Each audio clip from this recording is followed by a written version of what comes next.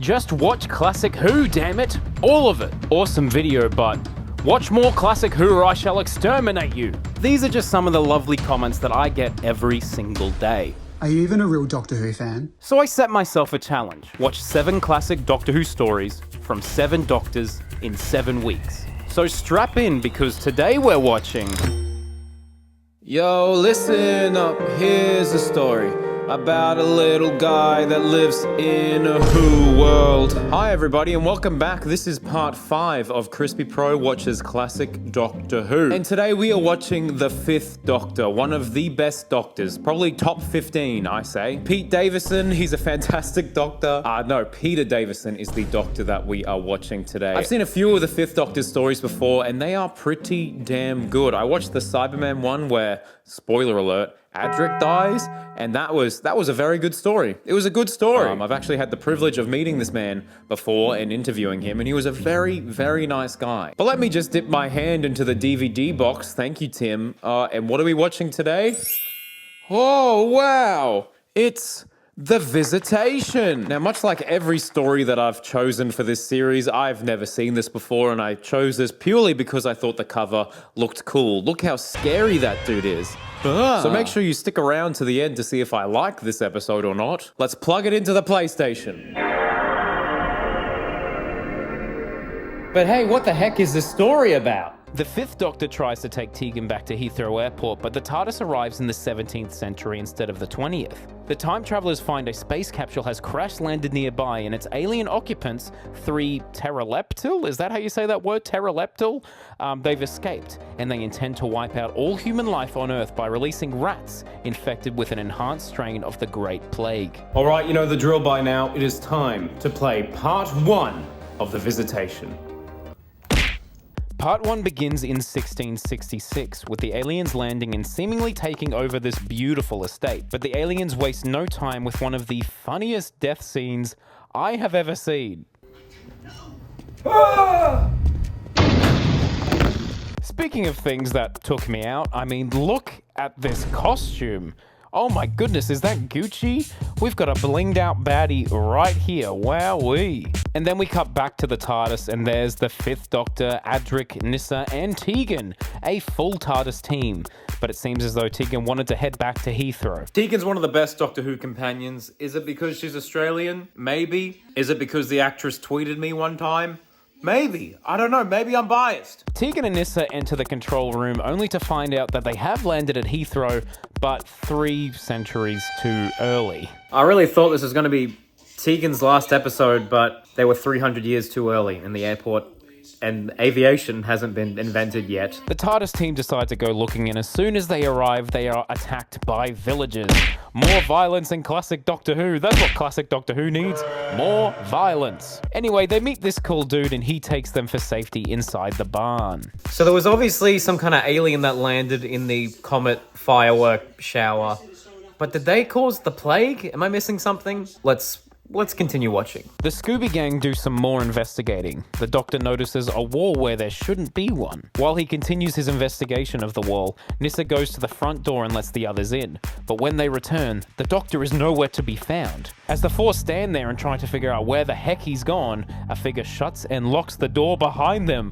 Oh no, cliffhanger! Okay, part 1 has finished and I will say that I'm enjoying it, but it does seem like a pretty generic part 1 so far. Quite an overcrowded TARDIS team, and I'm worried that they all won't be used to their full potential. We know what that's like in modern Doctor Who. But I do like the TARDIS team kind of investigating a spooky place, and it seems that the Doctor is trapped. Now, companions are trapped somewhere else, and there is one blinged out baddie that's going to be causing all the problems. So let's not waste any time and get into part 2 right now! Part 2 begins with the Doctor appearing through the wall and explains it's a holographic energy barrier, which reminded me of a different show. I love that illusion. One of my favorite shows as a kid was called Wicked Science. It was this incredibly niche Australian TV show about these 2 kid geniuses. And one of the inventions they had on the show was this hologram that looks like a brick wall. So I appreciate that. Maybe they took inspiration from this very episode of Doctor Who. But yeah, anyway, let's keep the ball rolling. And then this sneaky guy comes around and causes chaos. He stuns Adric and Tegan. Not as in shocks them, he actually stuns them.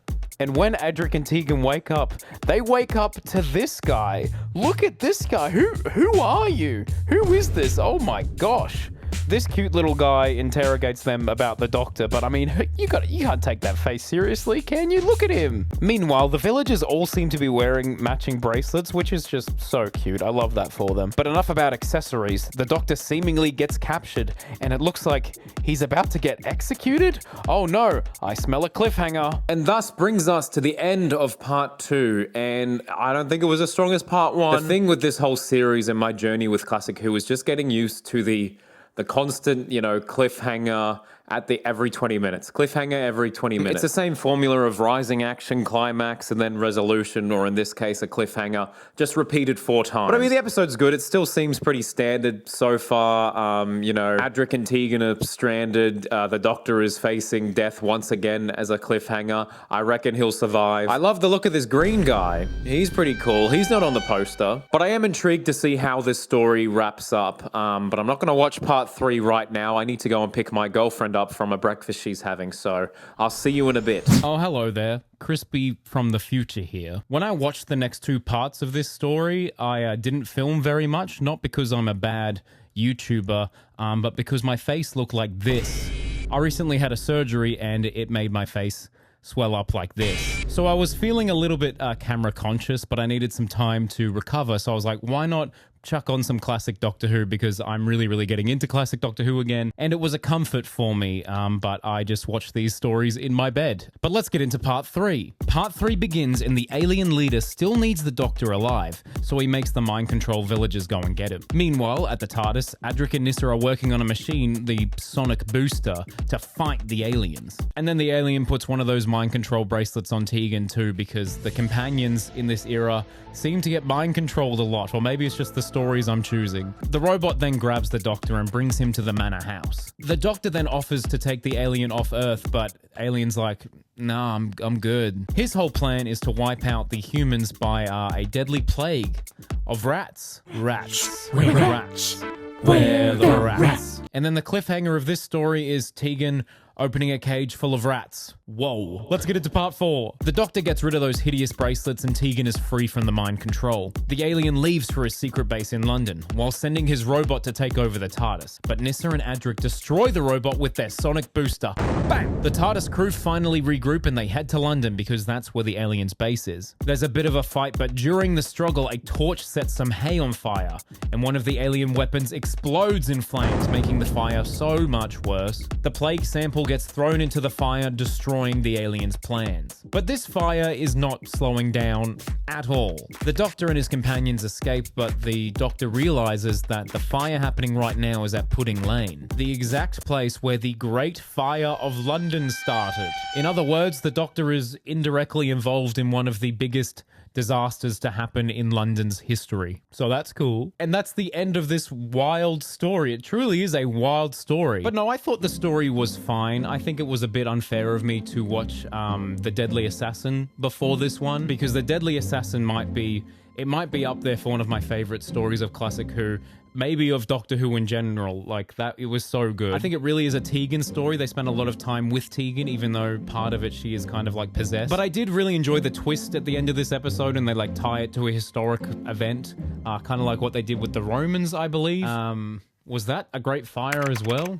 Yeah, that was another great fire. So how many great fires are in Doctor Who? So many great fires. I mean, but Doctor Who is straight fire. I'm gonna edit that out, probably. But yeah, I thought this story was fine, if not maybe a little bit middle of the road. I enjoyed what they did with Tegan, but Nyssa and Adric were very much just in the background, and I would have liked to have seen maybe the Doctor do more, I guess. But what did you think of the story? Please let me know down below. I'd love to know your thoughts on this one. And if you enjoyed this video and you're enjoying the series thus far, if you've got any value out of it, please consider subscribing. I've really appreciated all of your positive feedback. It's been fantastic and overwhelming. But yeah, make sure you subscribe, because next week I watch Doctor Who on a plane. It's pretty crazy. But yeah, like, subscribe, and I'll see you next week. Allons-y!